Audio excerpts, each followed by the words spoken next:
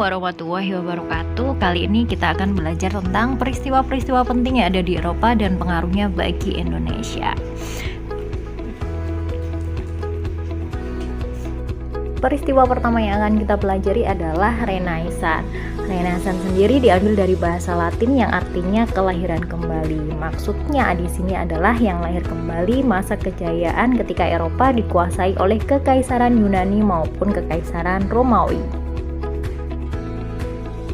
Latar belakang terjadinya Renaissance dimulai pada tahun 476, di mana pada saat itu terjadi penyerangan yang dilakukan oleh bangsa Jermanik dipimpin oleh Odoaker melakukan penyerangan terhadap kekaisaran terakhir Romawi, yaitu Romulus Augustus.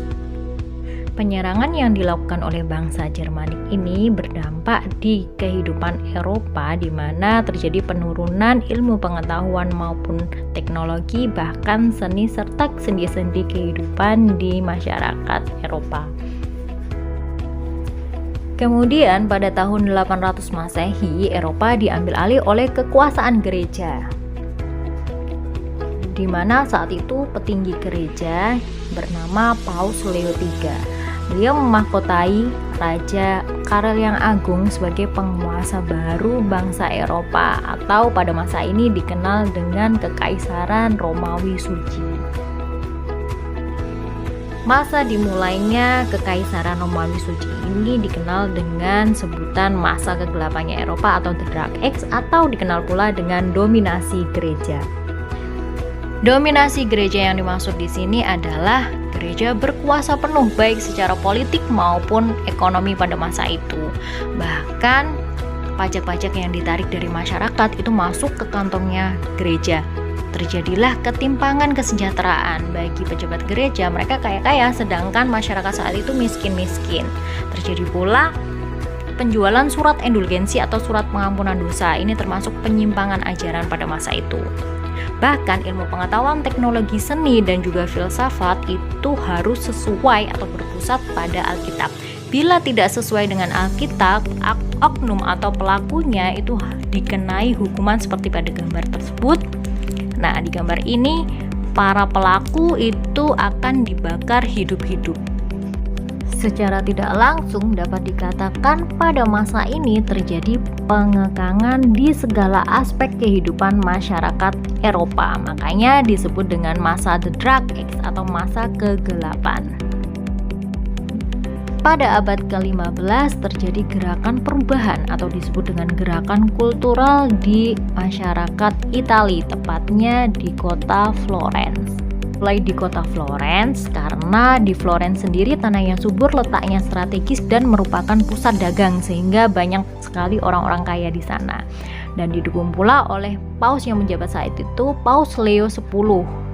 Paus ini merupakan petinggi ajaran Katolik yang pertama kali mendukung gerakan Renaissance.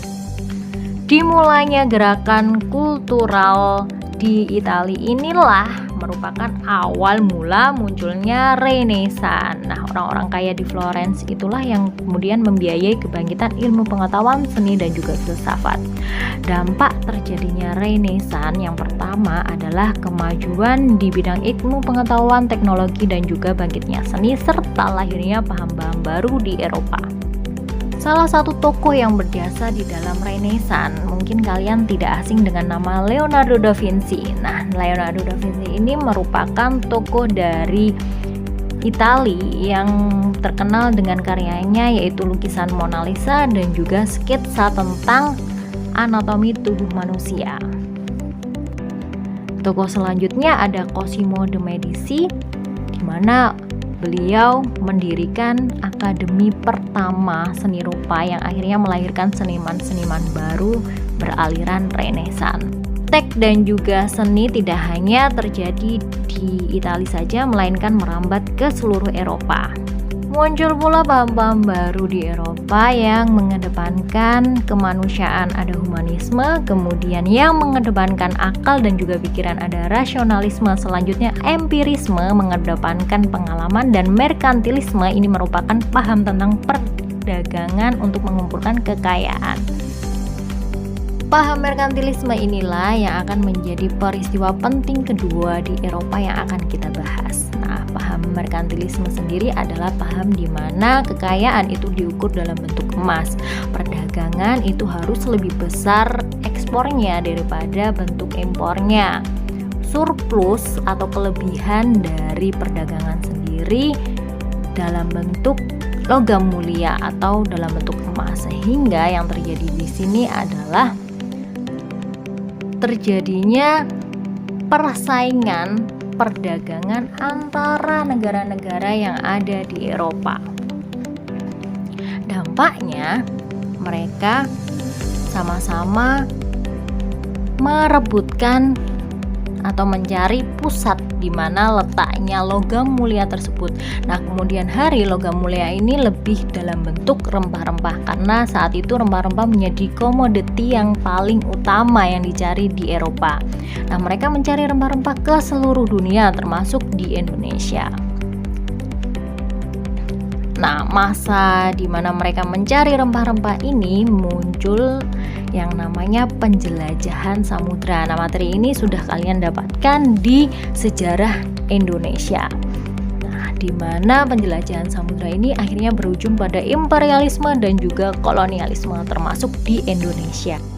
Cukup sekian materi kita hari ini. Sampai ketemu pada peristiwa-peristiwa Eropa lain di part 2. Assalamualaikum warahmatullahi wabarakatuh.